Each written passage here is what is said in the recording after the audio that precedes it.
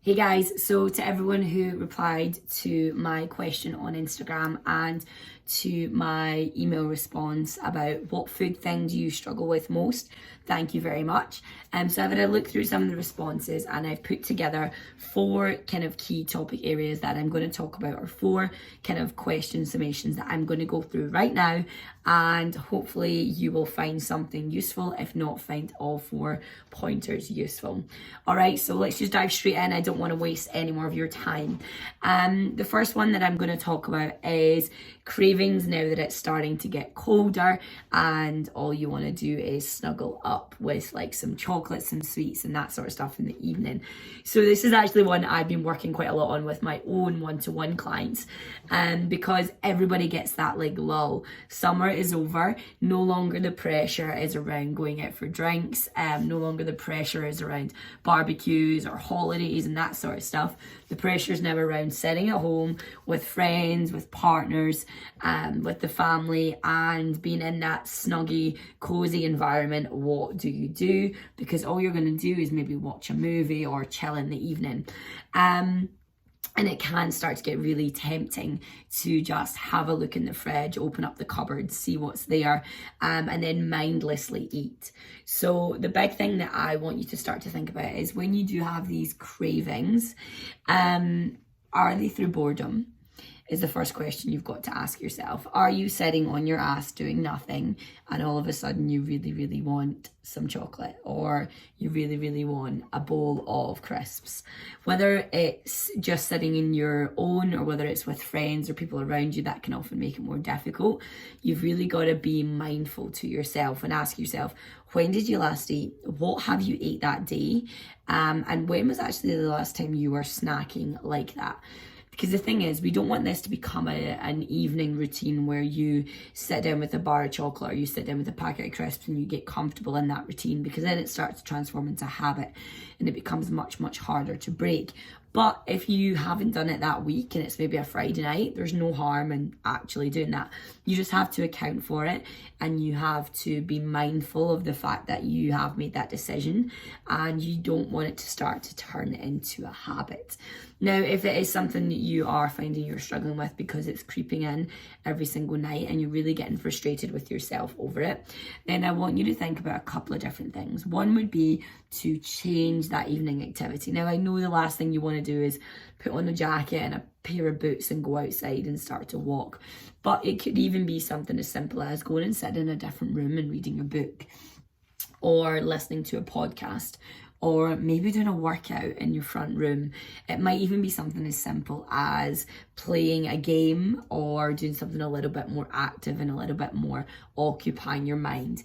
For me, I actually find if I journal at night, that really helps, or I drink extra water, change my behaviour pattern, change the routine, just flip the switch on that situation you're in and just make it a little bit different. Now, there are so many ways for you to overcome that craving, but the main thing to think about here, and the big thing that I want you to take away from this, is you have control. You are in full control. And if you do decide that you want to eat it or eat something, then you cannot be guilty about that because you made that choice. And if you make that choice and then you keep making that choice and you make it again and again and again until you feel it's becoming a bad habit, then that's where you've really got to start to take accountability and bring in those practices around mindfulness eating, and changing your routine. However, if you're doing it once, maybe twice a week, don't beat yourself up, be accountable for it and just enjoy it. You're human, it's life. Knock your socks off. It is winter, of course. As long as you're still exercising, keeping active through the day, it's not going to be drastic. All right, guys.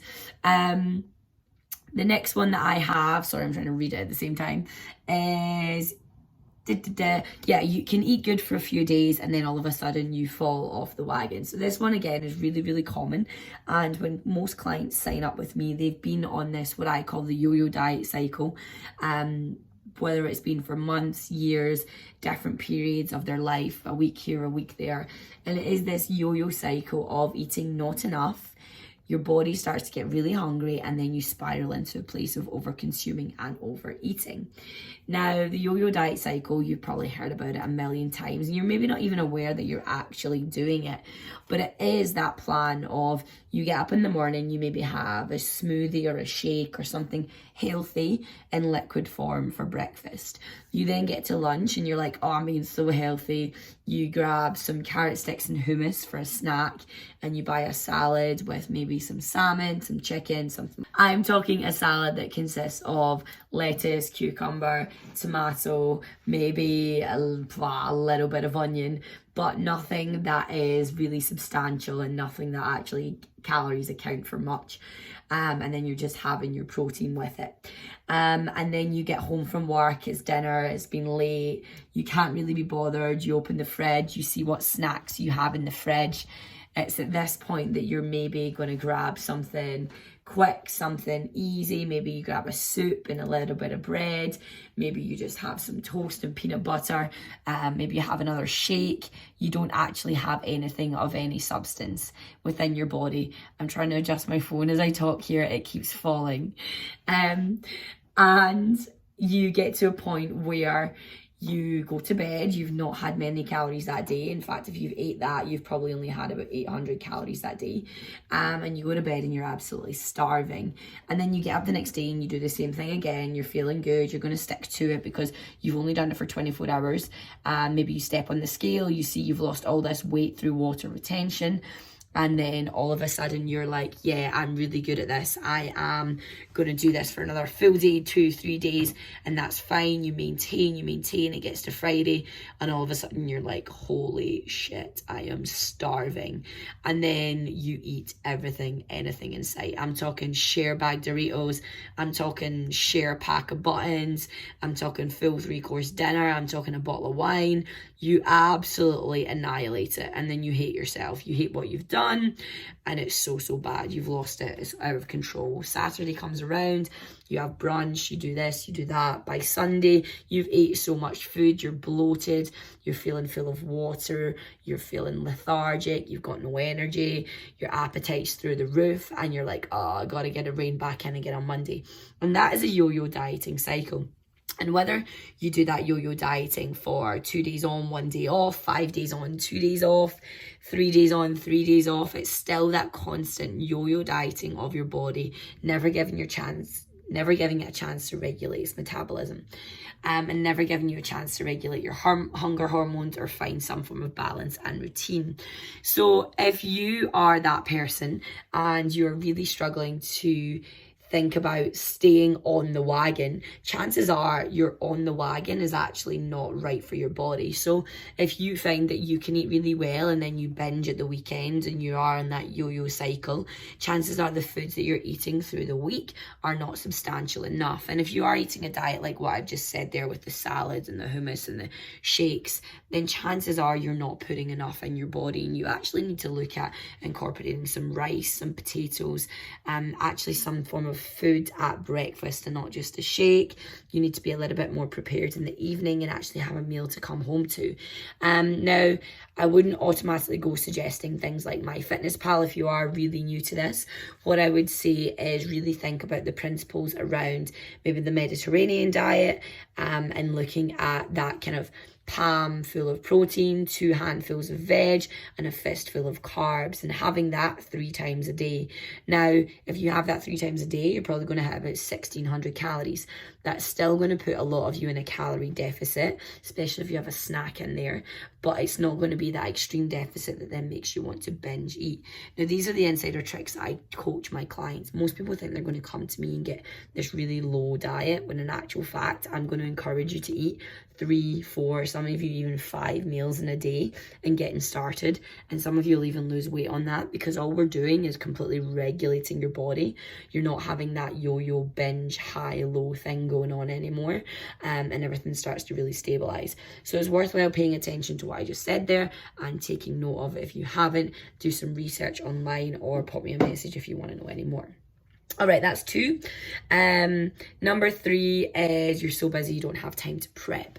So this is a really difficult one because we're all freaking busy. Some of us make more time for prep, some of us don't. A lot of us don't. And the reality is there are so many recipe books out there now of 10-minute, 15-minute meals. Like my free download that you probably got when you downloaded to jump onto this list. That 15 free recipes, like there's not a recipe in there that takes more than like 20 minutes to prep. Everything you can make on the go, super quick, super easy. It's ready for you coming, going from work. You can prep it the night before. Like there are no excuses. We just allow ourselves to have these excuses because it's something new. It's something that's a little bit different. We think, oh, I don't have time to prep, but we have time to watch this video, and we have time to spend 3 hours scrolling on Instagram, and we have time to figure out what is going on in the freaking Kardashians' lives, but we don't have time to meal prep. It's an excuse. Get over it. Get over yourself. If you actually want to change, you're going to have to suck it up and do it. Now, there are some easy ways. As I said, there's 10, 15-minute recipe books. There's 5-ingredient meals. There's all this stuff out there. There's Marks and Spencer's do like things now where they give you cards and they say, go buy these products and make this meal in 15 minutes. Like it is so simple. There's meal prep companies. There's so many options now out there that you're not eating food and grabbing on the go is an absolute joke if that's still your excuse, is you don't have time, because we can all make time. We make time when it matters. And this matters. So it's more of a mindset thing, I believe, that you need to change that mindset around what actually matters for you. Does living longer matter to you? Does being healthier matter to you? Does being able to run about after your kids matter to you? Does being able to run up the escalator when you're running late for work and your tube's been delayed, does that matter to you?